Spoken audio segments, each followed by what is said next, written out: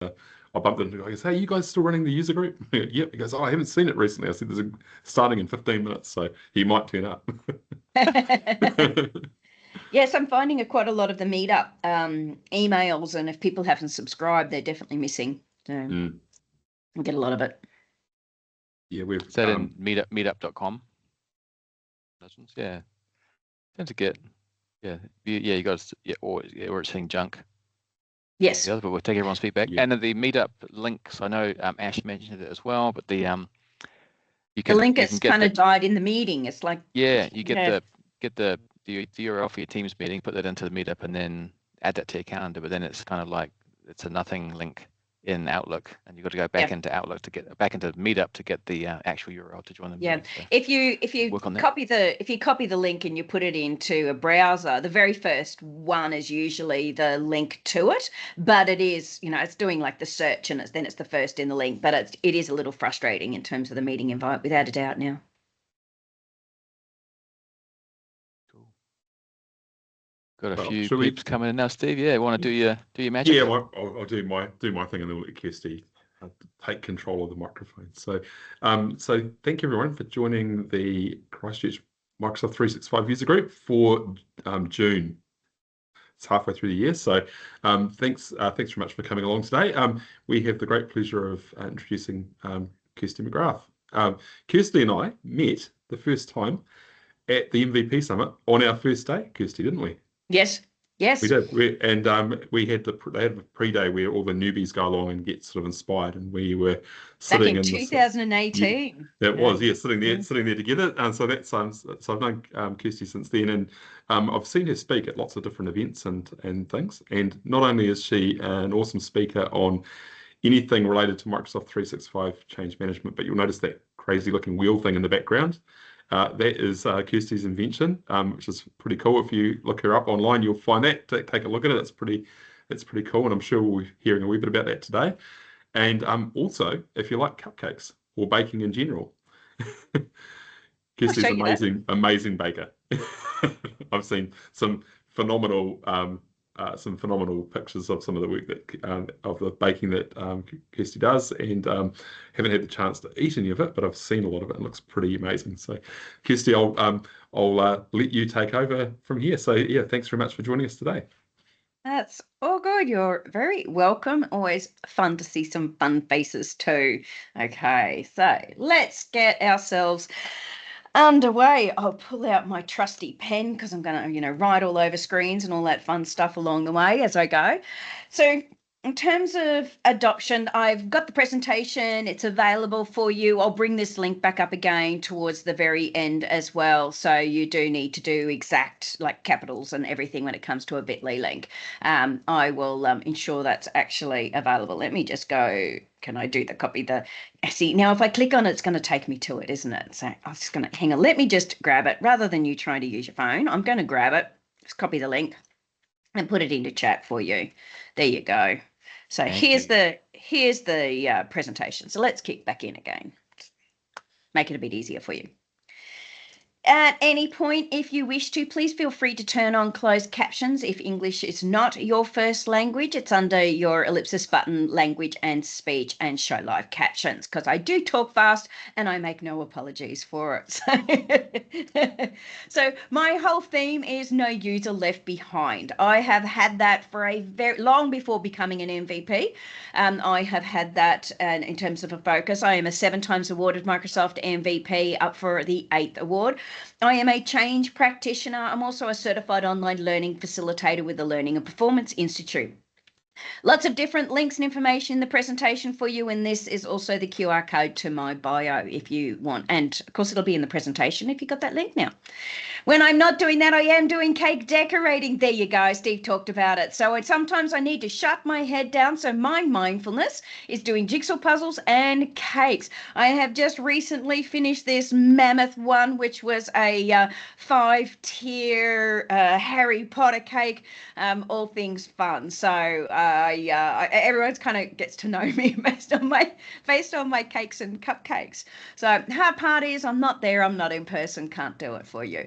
But I've been talking an awful lot around adoption, of course, especially around Copilot at the moment. There's a Copilot Corner series that I'm currently doing for the Microsoft Reactor. It's an 11-part series. The next one that's coming up is mastering Copilot in Excel. We've got further ones. I've done the prompting 101. I've done chat. I've done PowerPoint, Word, Outlook. They've, it's up to it's 7th now. So it has been going for a little bit while. You can see those recordings on the Microsoft Reactor YouTube and or on my YouTube as well, where it's actually got other information around adoption and my adoption user group and speakers that I have coming in. I've recently spoken with North Carolina around promptathons, if you want to understand how to run good prompting, as well as a little bit more in terms of depth of what we're talking about today around working smarter, change, comms, and Copilot. So did a recent interview with the cloud architects to kind of help you out. So I want to touch on the fact that, anything that we're kind of doing at the moment, there's been a huge focus on the likes of AI. And I'm going to touch on that throughout this particular presentation, not focus completely on it, but I want to have a little bit of a focus on it because it is moving really fast. It only took 3 months to hit 100 million users with ChatGPT, and it is growing so quickly, more than anything else that we've ever seen before. This is creating some, real change management, adoption issues, and some change fatigue that's actually happening. Because what we're seeing with all of these changes that are coming around technology, and the fact that we're in an evergreen environment now, evergreen means it's constantly changing. Our mobile phones always got an update. Our systems, we used to have Office, for 3 years and it didn't actually change, let alone your, Windows operating system as well. So with this constant change, it becomes, a real kind of fatigue piece, or we're getting very left behind. And we're getting very left behind. Because as fast as our digital technology is growing, unfortunately, our adaptability is a little lower. So we have this real gap going on between what we are actually seeing and doing in our knowledge. Now, when you actually have a look at what's going on for New Zealand, you've recently had your workforce development plan. And as part of that, your digital training, for example, between 2010 and 2023, the training in digital technology declined by 33%. And the government investment in it, in terms of tertiary provisions and digital technology training, has actually declined by 22 million. That's 40% between 2012 and 2022. So what we're actually seeing is there's this real long-term economic stagnation going on with a reliance on these short training programs. So it's all these sort of well-meaning programs, but not necessarily giving us a good investment in what we need to do in terms of some of these pilot programs. And we're seeing that all flowing over right through from small business to enterprise as well as into gov. So these short-term training programs, there's a little history kind of behind it. Because that technology used to be a growth of, every 3 years was the big update and change. Okay, so what happened was we were doing all this just update training. Because in the past, I remember doing full days of training on the technology. Then all of a sudden, it was just upgrade training, just a 1-hour seminar. Then we started to see that wasn't working with the cloud. It was becoming a bit of a mess. People didn't know. It was a lot more complex. And they were slowly starting to shift over to do longer training and workshops. So we started to see that shift. And especially with Teams being like that pane of glass sitting over 365, people were starting to invest back into training just prior to kind of that pandemic piece. So then what happened was it all fell over. We had to roll it out really, really quickly all of a sudden, and you just had to do. And we're still caught in that mindset. Not only that, but for New Zealand, they've got a real dependence on that foreign workforce. And so there's not a lot of incentive to actually invest in the training.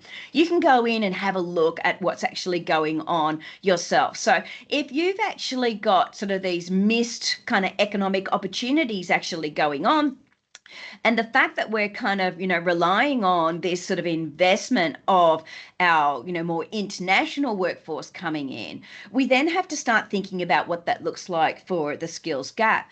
Because, what we're seeing is in a global study that was done by KPMG and the University of Melbourne, it found that New Zealand are amongst the least confident and least trained when it comes to AI.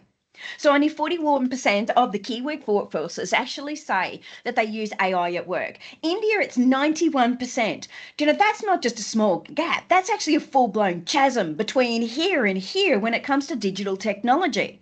So we need to have a think about, well, what's happened after the pandemic? Do you have those people still in New Zealand? Have they actually left? So now we're getting even more of a chasm because they went home. I want to be back with my family after the pandemic.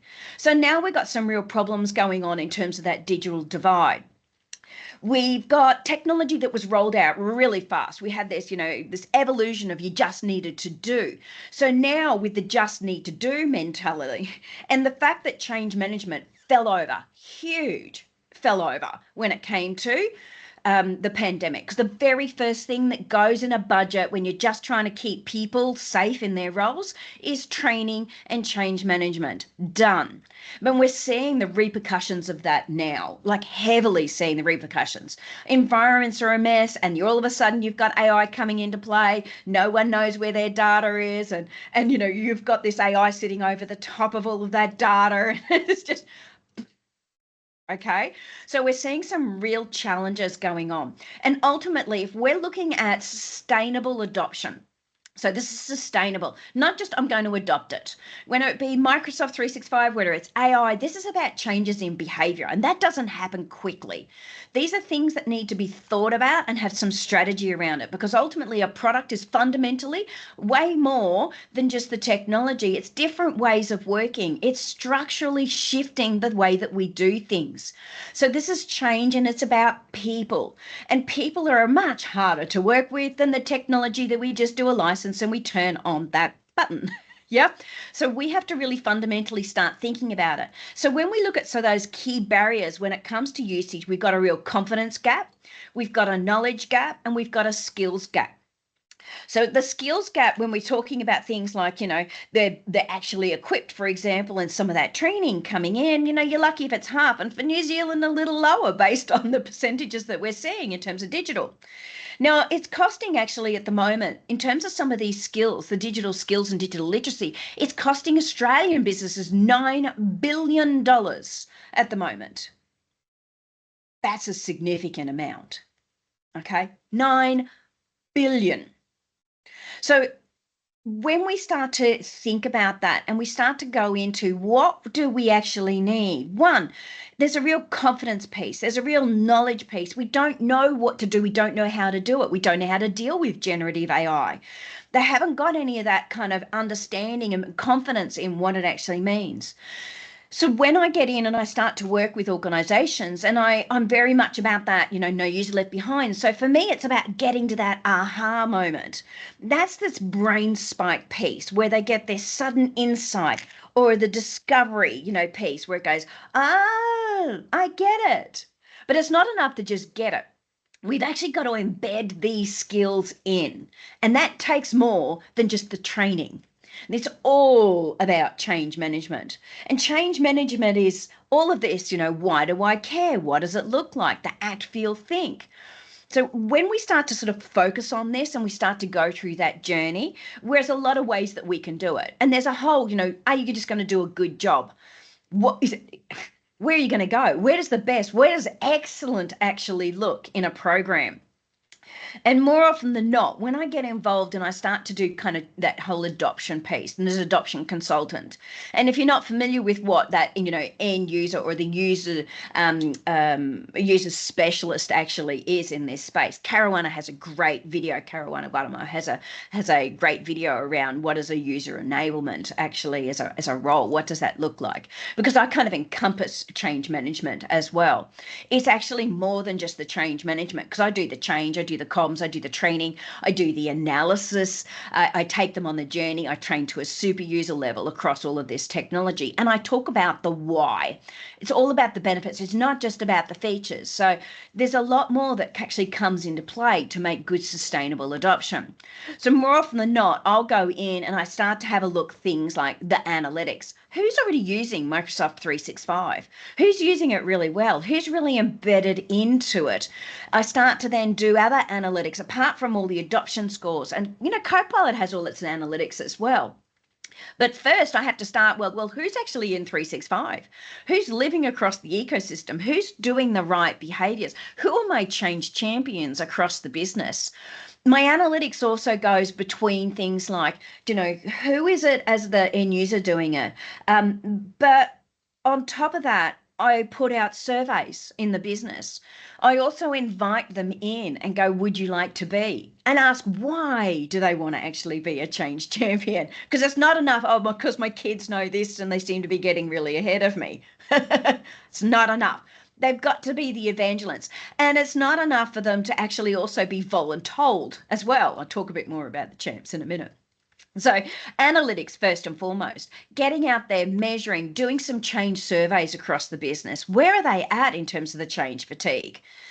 So next thing is things like communication. I have a really heavy marketing communication plan that I dive into with a theme around it. Now, I talk about this particular program of work that I actually do in terms of a modern workplace. And when it came to that modern workplace, or as we call the MOWO in this particular program, it was an award-winning program of work that actually got rolled out that I talked about recently at the Wellington user group. So I've put the link in here for the Wellington user group. So if you wanted to watch it in terms of the change program. So when I'm doing communication, it's not just communicating with the end users. You've got a lot of factions within an organization. It could even be your facilities, for example, because you're going to be running things right throughout the business in person, for example. It's the executives, it's the boards, it's the end users, it's the change champions, it's the programs. How do you get it known? Really important that we communicate. Communicate is the fundamental basis of everything that we're doing in terms of change management to get people ready. How many of you, let me go down, how many in terms of raising your hand for me in here, so you can do the raise your hand, how many of you received some form of communication from your organization that there was actually a shift that Microsoft 365 was going to now be called Microsoft 365 Copilot with a new logo, and that the whole interface was actually going to change inside your environment from Microsoft 365. Let me bring the picture up. I've got it here a little bit further on. And then it was going to change and look like this. Raise your hand. Who got some communication?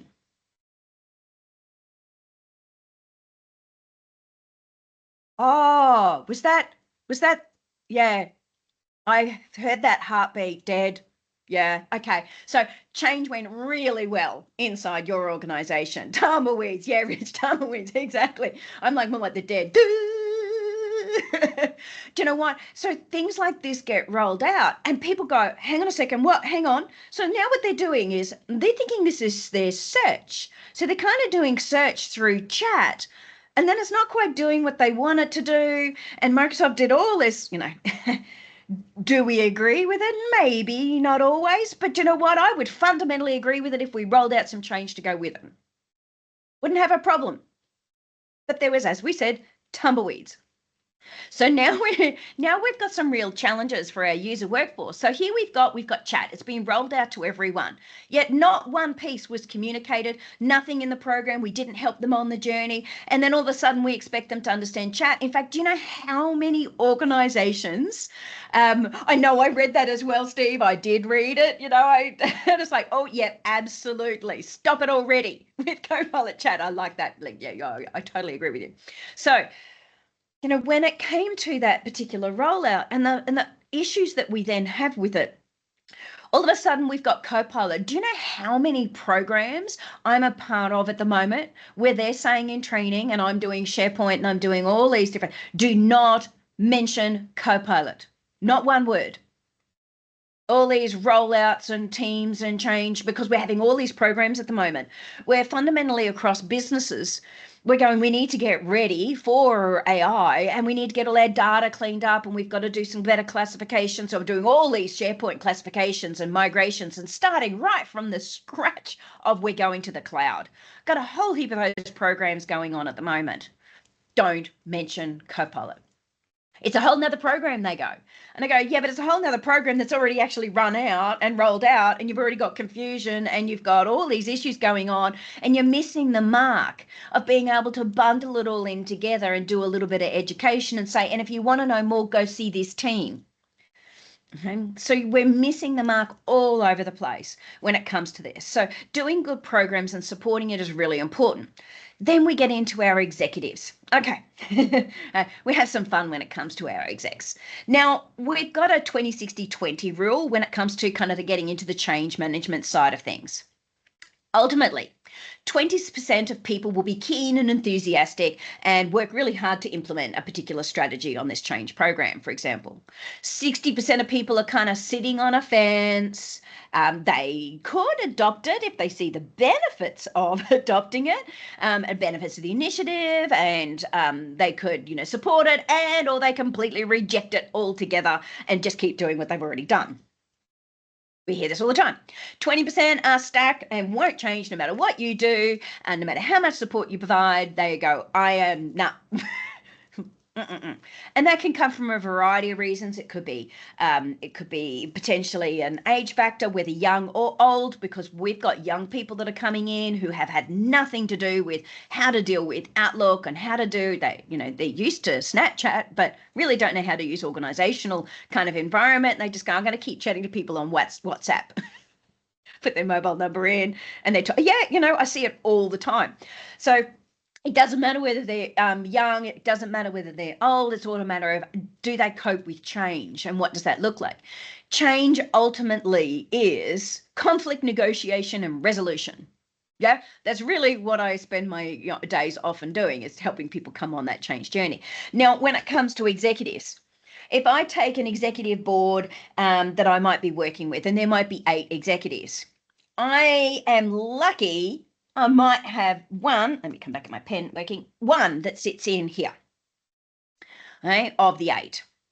I'm going to have, of the 8, probably around 5 to 6 sit here, and the rest are here. And it can be anywhere from 2 to sometimes even 3 of my executives that are actually living in this world, usually because they're too busy to slow down. Oh, my EA does all of that. I don't need to know. They're not willing to come forward, whether it's Microsoft 365 or whether it's AI. They might even sometimes see the benefit of AI, but it's just a bit too overwhelming. I just need to get what I've got to do done. All they do is generally, talk, and they drag me into all these meetings, and I'm still sending a document via an attachment and not links, because I don't understand collaboration. And they're about to take down the vast proportion of what you're actually doing. So I've got 2 usually that sit in this hardcore, and they won't even turn up to the sessions or the meetings. Sometimes it's 1. So the same thing then applies across your business. What do you actually have as part of your digital literacy program within your organizations, of them actually being supportive of a digital program in their KPIs? I don't know many organizations that actually embed it into the KPIs to ensure that they actually at least sit here as much as possible. And what do we actually do to start working with the people here on the 20%? Yeah, because these are the things that are going to cause some real issues. So I try whatever I can do to work out who sits here, and is it fear? Because more often than not, when we say I'm going to take the teddy bear, I need to give them the blankie to help them out. Okay, so if I've got to swap something. There's got to be some kind of a benefit for them to come on this journey, or to help them and support them. Is it fear? Is it time? Is it I'm retiring and I don't need to know? I've had a few of those. It's like, I don't need to know this. I'm going. I'm leaving literally in 2 months. Okay, rightio. I'll work with your whoever's going to come in terms of the next person. And then what I do is, more often than not, I go completely around these guys and I work with their team really heavily. And maybe, just maybe, the people that are here force the people that are here to come on this journey, because they don't have a choice. This is how we do it. And they just go hardcore no and just push back. And we need to be able to enable people to be able to push back on those that don't want to come on that 20%. What does it look like? It might be they actually get fired. You don't meet all the KPIs. You're falling further and further behind. The team is more productive. You're not. Simple as that as we move forward. So then in terms of the time, more often than not, if I'm getting in front of an executive team, if I can at least get 20 minutes of their time in their next meeting, more often than not, that's what it is. I'm lucky if I get the 20 minutes. If I can get the 20 minutes, more often than not, I'll go, just give me an hour of your time so that we can start to go through this and what it actually looks like and the benefit. If they really get it, and the vast proportion of them are actually sitting here, and I don't have anyone in this 20 rule, then more often than not, I can skip it all together and go straight to a half day, and I need to workshop with you. What does this look like as a business moving forward from 20 minutes of their time? Not always. It's hard to get a decent whack of senior leadership's time. More often than not, if I'm trying to do those white glove one-on-ones, they often even won't turn up to them. So until I've got in front of them here to drive them forward and get them to understand, they're not going to push a lot of their teams as well. So from there, our change champions. I love my change champs. I work very heavily with them. Now, in terms of the change champs, we don't want voluntold. That's all very well and good. If you're doing a SharePoint migration program and they have to actually physically design and they're the creator, designer of a site, they are very different to the evangelists in your business that are going to educate on 365 and AI. So finding those people and actually making sure that you interview them, make sure that you go, what exactly is and what is your commitment? And if you're not willing to commit, you are out of my program. And I have kicked change champs out. You want to see this? I've got it recorded in the Wellington program of an exact program I did. The challenges, the expectations, using the champs management platform to actually do gamification, expecting them to meet certain KPIs that I put in place for them. And then also rewarding them for the things that they actually do across the business. Because it's very expensive for you to bring me in to actually try and get to the point where you get sustainable adoption. Who actually is there to do the sustainable adoption? Who is it that takes over BAU once I've actually left, for example, as a consultant in an organization? Who takes over to be able to do that education around copilots rolling out? Who takes over at the end of that project or the rollout of SharePoint and getting you ready to be able to continue the education, because this is evergreen? The year that we're in COVID, teams had 750 odd rollouts in 1 year. How were you communicating that across your business? Did anyone communicate it? Hang on a second, did anyone raise hands? Did anyone communicate it? We've got tumbleweeds again. Yep. So look, if people get that it's evergreen, they can kind of keep up with it, but not everyone can. We still got that sort of 60 to 20, not everyone can. So we need a change program that is constant and consistent around digital skill sets. When I'm working with my champs and diving down, I help them to start creating things like the collaboration contract.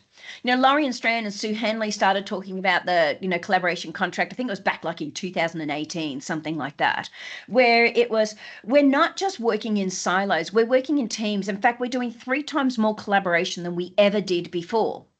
So if I'm going to do something in the collaborative in the 365 ecosystem, it's not just about me training an individual. I could do a 1-hour session on how to actually use, Microsoft Teams or collaborating on a document, for example, and I can do it across the business and anyone can come. But it's much better if I actually work with a team. And what do you need to do to actually collaborate together? What does collaboration look like? How are you going to do it? So what I will do, instead of saying more often than not, I'm going to do training, I'll say, how about we actually workshop with the team? And I'll spend an hour moving and going to where they are as part of their team meetings, for example, and work through a business and do it that way and do a better, collaboration. And how can you do it? And let me show you different ways and ask me questions in a bit of a 2-way street instead of just straightforward. Now, you still do need the training. You still do need the microbyte training going on in terms of skill set updates and doing that regularly. If you can do something once a week, even 15 minutes once a week on some of the things that's new and topics, you'll find that a lot of people will come along. More often than not, I don't actually see an employee orientation program with digital skills in as part of mandatory. Rich, did you do a digital skills program when you started recently? Oh, Steve's on the call, so I got to be careful what I say. We definitely did security training. I don't think we taught you much else, did we? It was a fail after that, and then everyone just gave up on me. But you know what? That's fairly standard.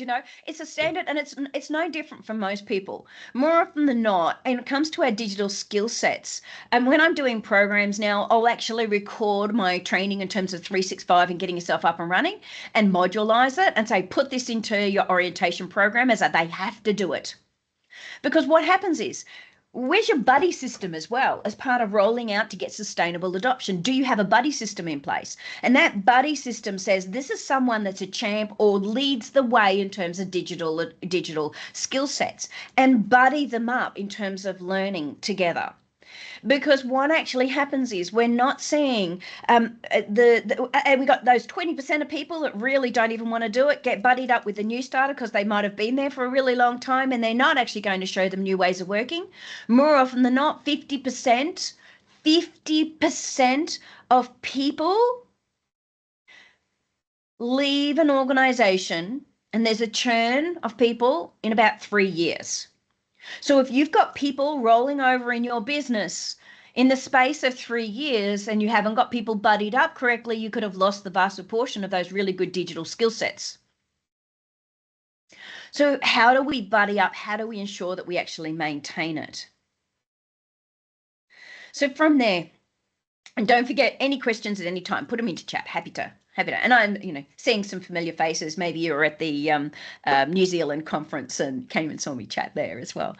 So when I'm looking at AI, now I did a blog recently, and that blog was, what are the top 10 Copilot insights? It's really the hardcore challenges that I'm actually seeing. Ultimately, this technology is just a button. They don't have to push it. They don't understand why to push it. They're not embedding it into every day. In Microsoft Teams, we have to use it for our Teams meetings. So adoption can be a little skewed because we're using it in chat and we're using it in meetings. It doesn't necessarily mean that we're actually using it well and they're working in channels and we're doing good task management and then we do. Nope. And I see it all the time. Oh, yeah, we're using Teams. No, you're not. You're not using Teams at all. You're using chat and meetings, but no, you're not using Teams. You're not using its breadth. You don't understand how to actually use it. It happens all the time. Now, the same thing starts to come into play when, we do that whole, let's do a quick pilot. Now, I'm going to come back to this. So that quick pilot, there's a tipping point. It's 11 by 11 tipping point. And it actually takes 11 minutes of time saving for people to feel that AI is useful. And they also found that 11 weeks was actually the breakthrough moment that people thought that it was actually of value in 4 key areas. And those 4 key areas of productivity, work enjoyment, work-life balance, and attending fewer meetings. So they are the four key things. Okay, so now if I've got 11 weeks becomes my tipping point, all of those pilots that you're actually doing that go for around 4 weeks, to get people prepped and ready to then start rolling out. And you're going to go, oh, do we get our ROI? People are going, no, not really. I'm not seeing the value of it. And then licenses start to drop and then we don't want to do this. And they didn't articulate how to do it. And it's sitting then with IT, IT's going to tell us that it's worth it. It sits with the ID department, but they're not the ones doing the process re-engineering. In terms of AI, they're not the ones doing the everyday type, prompts to be able to support. It's not going to work. So you have to think about, well, who are your pilot? Where does it sit with? Who makes the decision around, is it actually worth it? And, just rolling it out because the senior leader says that need and give them a license, they don't often have the time. They haven't slowed down. They haven't worked out if it's a return, of value. They have to slow down as well to be able to speed up. And they've got to be committed. And you've got to have someone that's that evangelist in that top 20%. More often than not, it says that they're already using AI, so they'll get it and we don't need to then train them. Now, frankly, if 41% of New Zealanders are actually using AI in the organisation compared to 91% in India, no, they're not. Okay. And not only that, but they might be using AI, and they'll continue to use AI, and they're doing chat GPT, and they're taking all of your data outside of your business, and bang, it's now there for the wider organizations, and everyone's out there, and your personally identifiable information is all over the internet for everyone to be able to grab, and you've actually just breached your your enterprise agreements and HR agreements and everything inside your business of what good security looks like. Okay. I have it, but it won't do what I want it to do because they haven't actually often been educated around the parameters or the understanding what can you do with Copilot. Not only that, but they don't even know a prompt. So, they say they know how to prompt, but they don't. They don't understand the taxonomy at all. So then that leads into they don't have value, or they feel like they're cheating. That's been one of the biggest things. They feel like they're actually cheating. And it's like, hang on a second, do you drive your car to work? It's like, yes. Well, why aren't you doing walking or cycling? Oh, because it takes me a good, 45, 50-minute drive to actually get to work. And I go, well, do you see the value in that? Yes. I said, well, that's no different to using something like AI. No, it's about then making sure that you're doing high value type work and you're helping with the kind of the more mundane and leaving it to AI to do it. So with other things. Now, when it comes to, did you use, Copilot in Loop, more often than not, people haven't been even educated on the 365 ecosystem. So to get a return on the investment, when they don't even understand the basic technology that's available, it all starts to then fall over. So if we start to then talk about the ecosystem and in my wheel here, which is available for everyone through my LinkedIn, I've got a QR code a little later in the presentation for you. When we start to have a look at where you're going to find it, for example, right throughout, there's apart from here, it's available in, and you got your chat side of things, it's actually available in I think 96 odd endpoints, but it's growing because we've got now Clipchamp and Stream are actually joining together. So Stream will no longer be Stream anymore, it's going to be Clipchamp. Has anyone done any education on that's coming? Seeing hands up? No? Yeah. Will it be more crickets, tumbleweeds? Oh, I heard that heart die. Okay, poor Kirsty heart. Okay, so our education becomes fundamental. So when we start to talk about the fact that you've actually got it in all of these environments, and that these two are kind of joining together and that we can actually work on it, for example. And I go, yes, it's amazing. If you're going to do it, more often than not, people don't know where to go. They're all of a sudden trying to do something in Microsoft Word because it's the place that they actually like to be and they do most of their work.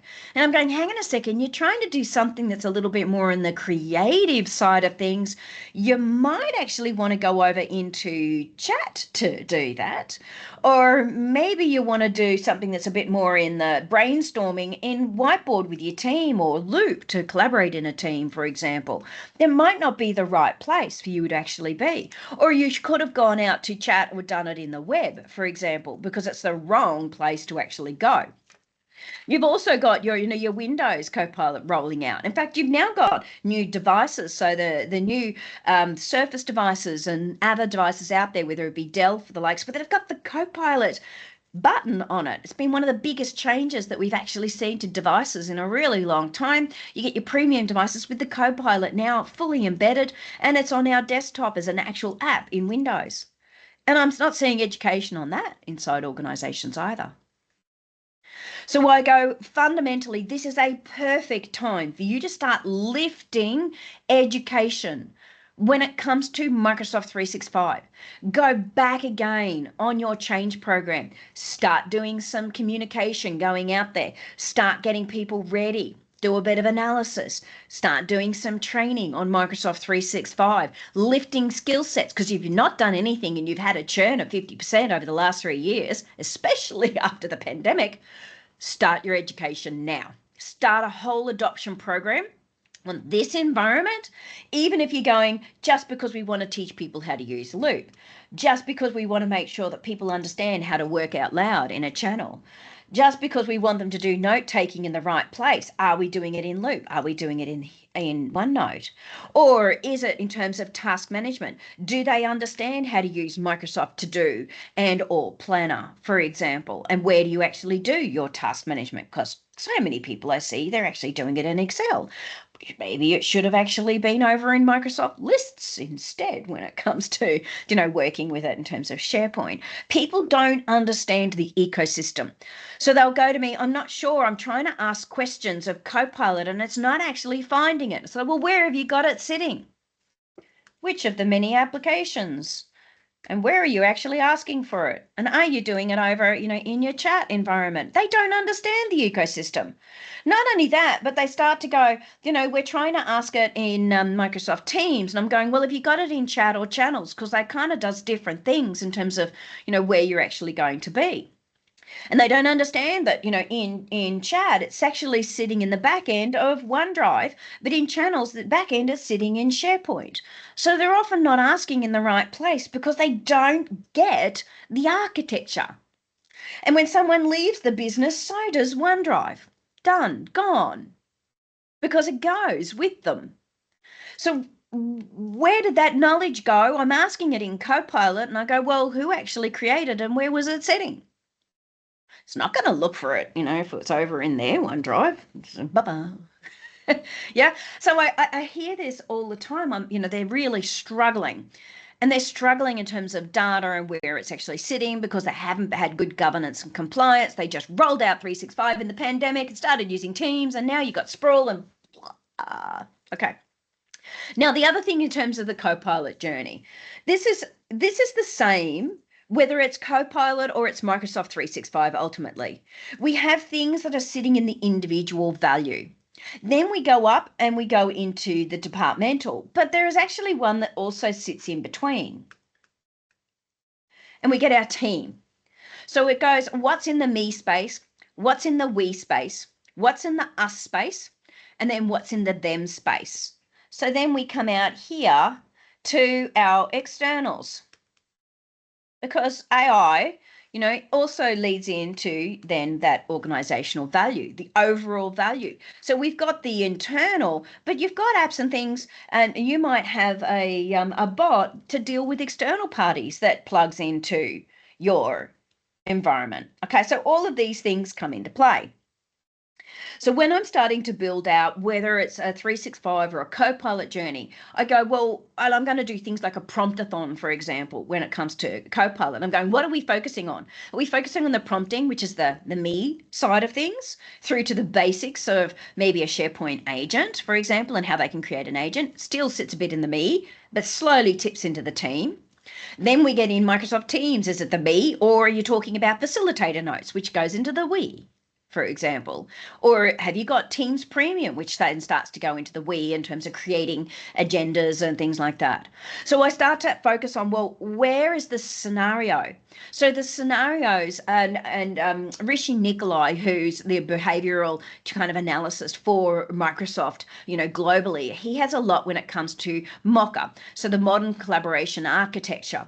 And in that, he's made some updates around empowering from the individual through to teams, through to organizational, to give you what technology do you actually use in the different spaces. Now, this is a complex kind of a picture, but people don't stop for a moment and think about it. They don't think about the scenario. They're not thinking about the value. They're not thinking about the personas and the people that are actually, looking at this technology. And if you've got a good adoption strategy and technologist and specialist and project manager and change and the whole lot, and you're all working together, you'll get to the point where dealing with those executives and creating all of these environments, you'll start to realize what it is that you're actually focused on first and foremost. And more often than not, the very first place to get some value might be in that personal identity. Okay, so when we get into this piece, here is the fundamental stepping stone when we go up into our individual. Just what can we do? What can we do so that when it comes to we're going to roll out something for the department, they kind of get it? We can't know how to push Copilot to be doing, agents, for example, even inside, and I see IT even going, oh, we want to know about agents. It's going to give us the best value. But they don't know how to prompt. So all of a sudden they're trying to actually write all of these agents, and they don't know how to actually do generic, even general prompting in the first place. So then they're not writing good agents, and it's not actually giving the results that people actually want. So they're jumping way over from the individual. They're jumping too far. So we've got to understand how we can stretch the limits of Copilot in the individual space first to go, that's not meeting my needs anymore. Can we actually plug in this environment? Can we plug in? And instead of going, is it giving us an ROI? That's then taking it to the next step. So we're seeing some real challenges in people's thinking because they're going, it's not giving us the value. So yeah, it really can. And it might be an agent that you need, and maybe you need to spend some money to give it to you, but you didn't even stretch it here first. Oh, they go, we stretch it, but it's still not doing what we want. So, well, then now, great, you're at the next step. And we're not articulating that well in the journey. So when we talk about that articulation and we go into the, the Copilot chat versus, Copilot, Microsoft 365 Copilot chat, and we rolled out this screen here, and they don't understand the difference even between have they got a license or not. Now we have other complexity because you didn't do any adoption. So they don't get it. They don't know. What's the difference between the two? So here we've got our Copilot chat. Everyone, gets a new car. Because that's kind of what it is. It's not just I've given you a scooter or I've jumped straight to that Winnebago with all of the buttons and you don't know how to drive on the road. It's like, And then we go from, the Winnebago of our office, which was originally we had search, and we didn't even know how to do search properly, by the way. So now we've got AI and generative AI. So we're still in a search mindset. So we don't know how to use it. In fact, it's also taken over from our search. All of a sudden, we're jumping to chat. So now we're a little confused as to where we need to be on the two of them. And then, they go, oh, you can do it in Word. And they go to Word. And I'm going, how do I do it in Word? Because they've got this license here. And they actually get the license with Microsoft 365, but then they don't understand that the Microsoft 365 Copilot chat is actually the licensed version and the difference between the two. And I'm working with businesses that are actually been doing the comms and they don't even know the wording that they should use between the two to articulate it. Do you know how many businesses I've actually worked with that don't understand, right, the very fundamental of what is Copilot chat? And they keep saying it's your free version. No, it's not. You have to pay for a license for M365 to get Copilot chat. It's not free, but it's included in your license. So then they kind of go, oh, we've now got Microsoft 365 Copilot chat because the license, the picture has changed. We've got our new logo. And the logo makes it looks like we've actually got, Copilot because it's a Copilot logo with M365 on it. So therefore, we think we've got M365 Copilot chat, and there's all these great videos of how to actually do it in PowerPoint and Word and Excel and Outlook and get started on Copilot. Yay! Deep breath. So if you don't have change management, you're done. No wonder why our community is so, excuse the language, damn confused. Yeah, Rich, 300 Copilots later. Exactly, because we're not doing good change management. So we just need to stop for a moment and take a breath and rethink about this and reinvigorate it, because you are not going to get anywhere without that change piece. So there's this video that went out, the Copilot system explained by Microsoft. Now it goes from kind of simple and it gets really complex fast. If you've seen the picture that goes on inside this environment, and if I click play, it goes really complex really fast. Now our end users, that's too much for them, but they can watch it and they can get a good understanding at least. Now things like, what is the large language model, what is the semantic index? Don't confuse them with the semantic index. It's too much for them. They're not going to get it. A large language model, they can kind of get it effectively. It's just like, okay, you've got the whole of the internet with a ton of words and information that's been around forever. It's built off the back of that. You might go web. So that's, come back. So my pen doesn't want to work again. So web. in a little bit of it. And it kind of goes out to the web, and it's more complex than that, of course, but it kind of helps them a little if we just break it down a bit. Because I get so many people go, hang on, but if it's going to the web, is my information going out to the web? No, in fact, you know, this little thing kind of up the top, that's the enterprise data protection. I can't draw it very well, but you get the little, show them the little green piece here with the tick in it, to go, no, you're protected. The information that you're actually putting in here, even if it does say web, is not actually going out to the web. However, if you're going using the free versions, yes, it is. And that when they get the license, it's actually embedded in their environment. And it takes, this is the license piece and helping them to untangle a bit. Because when we start to have a look at the fact that they're in a search engine mindset and they're really struggling with putting in 3 or 4 words, look, you can start from that. It's a generic prompt. What they don't understand is the generative AI, the having a conversation and what it actually means. Now, if I want the perfect prompt, I could actually take the things that I did in that generative conversation and make a perfect big prompt and drop it in. Or you can start from the very basics and extend on it.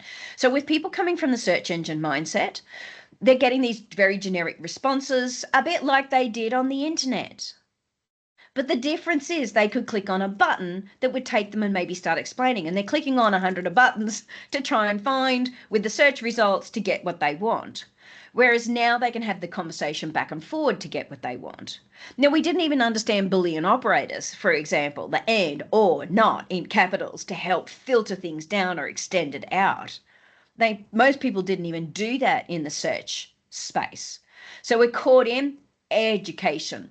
It is all about education and training. This is communications. It is change. It is bring people on the journey. It's them understanding a search engine mindset and how to shift out to a generative AI, and how we can teach them to treat AI as an intern or a graduate in your office and having a good conversation with them. Because, you know, what we're looking at is we don't walk up to the intern and go, can you do the agenda for tomorrow, and walk away. They might pull out the agenda template and go, there's the, or they don't know which meeting tomorrow. I've got 5 of them. So, you know, you're going to get a generic response with AI, no different. What do you want them to do? What document do you want them to find? Where is it going to be? So this is all education, helping them to understand AI. Not only that, but when I say that they don't know how to prompt, they don't understand best practice in doing master prompting. No, Microsoft had the GCSE, you know, goal, context, source, and expectations. I break it down a little bit more to simplify it for the end user. Now, they can stick with the GCSE, but I always go, you know, you don't have to be the IT manager. You could be the chef. Who do you want to be? You could be doing this up for someone else. You can do it up. I want to speak in the voice of the CEO because I've got to put this in front of the CEO and his board members, or I'm creating it for them. Okay. Who is it for? Is it the board members? Is it a novice? Is it a master? Is it a? And I talk about prompt engineering in quite some depth in other sessions. So, you know, I dive right into it, the task, the context, the tone, and people forget inclusive modifiers, because inclusive modifiers are things like, I want them to feel valued. I want this to be a genuine and authentic kind of a tone. I want it to be inclusive. I want it to be, you know, all these things come into play. And it really changes that tone when we start to think about it, not just formal. And I like to do enthusiastic and inspirational, for example. Okay. And there are so many things that comes into the taxonomy when it comes to AI. Business sources, models and concepts. I use, like, for example, SWOT analysis. I use the STAR behavioral based methodologies if I'm doing interview. I do the ProSci-ADCAR methodology, and I make sure that's aligning to this, and does this meet this in terms of a concept. It understands all these different concepts and document types and the type of markdown formatting or output formats, or the fact that we can actually do process diagrams or, you know, cloud mapping.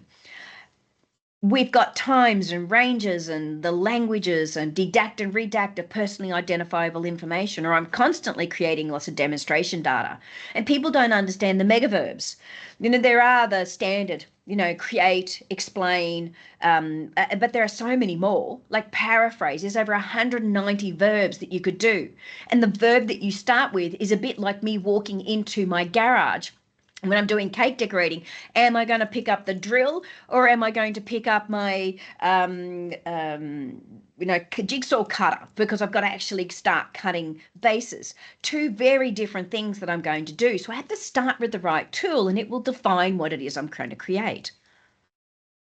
So understanding the taxonomy, and I dived down into each of these in quite some depth. In fact, I did it recently with John at Microsoft at our promptathon for my user group, which I'm going to be putting live on my YouTube channel soon if you want to watch the real deep dive around this taxonomy. Now, the Copilot chat, and in chat, where do you go? And which one is going to be a risk? And which one is actually included?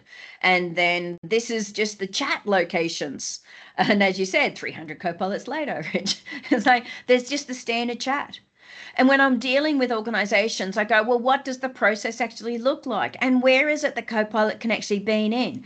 Which might be kind of the human entry components, and understanding and building it out is really important. Those scenario frameworks when it comes to prompting. So this is Rishi's, idea of building out some scenarios and understanding the different personas and who's going to do what and what is the opportunity that's available. Now, all of this is on kind of the Microsoft, prompting and promptathon, and or if you go to the MOCA, MOCA kind of framework and Microsoft adoption, you can see all of this. The templates to actually build out the scenario. You could do it either in these basics in terms of entering scenario, or you could go much further down into the kind of this Rishi one here in terms of scenario card to build it out and be really clear. Is it kind of the me, or is it the we, or is it the us, or is it getting into the us to them? Yeah. So defining in terms of the technology. So when I'm building out good programs, analysis, communication, training, those are all core components to support you. Microsoft have a ton of, frameworks and information. This is just the Copilot user enablement tools and templates. Don't reinvent the wheel. There is so much fabulous content that's actually out there, guys. So much. And I've actually built the M365 adoption website where it's got all things Microsoft Copilot with all of the fundamental tools that you actually need to be able to roll this out from the adoption website, as well as all the community resources. So the information is actually there and available. My wheel is available for you. And any other thoughts, if you want this presentation again, here is the link for you to be able to do it. It's also in chat, if you came in a little earlier. Any questions? We've got a little bit of time left. Trying a lot, kind of. I could talk about this, of course, for hours. Yeah, no, it's been great, Kirsty. Yeah, really appreciate it. So, so any questions from the group? Anything around there? I mean, learning prompts is a big thing, and understanding that Microsoft has released. It's in GitHub, but it's it's if you wanted to understand all about agents. I'll see if I can find a link for that and post it in as well. It's like lots of video tutorials. I don't know if you've seen that as well, Kirsty. They are more recently in the Copilot Studio, though, aren't they? In the Azure space, and that's out there. I think they're a little bit more in the technical rather than the end user stuff. Yeah. There's a little bit about the basic fundamentals on it as well, but I wonder how much of that, like you said, is getting the balance right, because people just need to know it magically gives you the answer. They don't need to know what a large language model is, right? Yeah. No, I had a look through it, and for the average end user and business people, it's all too complex. Okay. Yeah. Cool. Good to know. Yeah. But it is in that video that I, showed with the diagram. It kind of talks a little bit about it in terms of what it's doing there. Yeah. It's put together by someone that wrote a Microsoft Learn article then. Yes, and Microsoft Learn, there is amazing content on Microsoft Learn that start from the very basics and go right through to the quite extensive. So have a look on there. It is available. I've got it in here in terms of the learning tools, because I've got all of these learning tools here in terms of the training resources. So you'll find all of that in here as well. So I've put all of that, all the different measurement type resources, the Change Champion resources. It's all on my site as a link. Let me give you the link. It is, so I'll just put it into chat. I'll just card. Let me bring up my site. It's just m365adoption.com. So awesome. Thanks for sharing that, Kirsty. It's great. So there you go, everyone. So that should, hopefully help you out just a little bit more in terms of any other. Please feel free to raise your hand if you've got to want to come off mute. Yep. We'll just come off mute and just chit chat. I've got to drop into a call right at past, but I'm happy to leave everybody on it and keep buzzing, and we'll send out the recording. We'll post it out to everyone that said they were going to attend the meeting, because we had like 27 or so registered, but I think only 12 on the call, so yeah, missing a few. That's okay. You can watch the recording later. Yeah, any other questions? Any thoughts, scenarios that people are facing, issues that might want to talk about? Yeah, feel free to drop off if that's okay. Yeah, but really appreciate coming on to the call, Kirsty. Yeah, no, yep. It's amazing having you coming and talking. It shows like really good value, like sort of like helping everybody understand there's much more to putting that bot out there than just turning it on. There really is. Oh yeah, and it's a deep space. People say, can you come and talk adoption? And I go, how long have you got? Yep.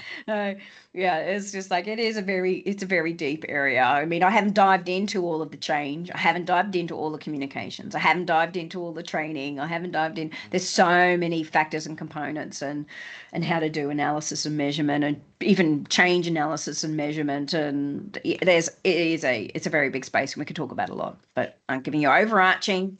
Okay, that's everyone. Great. That's perfect. Thank you. It really helped everybody, so really appreciate it. And I think everyone's dropping off. We'll let you all go. Yeah. Thanks, Kirsty. I'll follow you on welcome. LinkedIn. Yep. Okay. Awesome, mate. Really appreciate it. Thank you. Bye.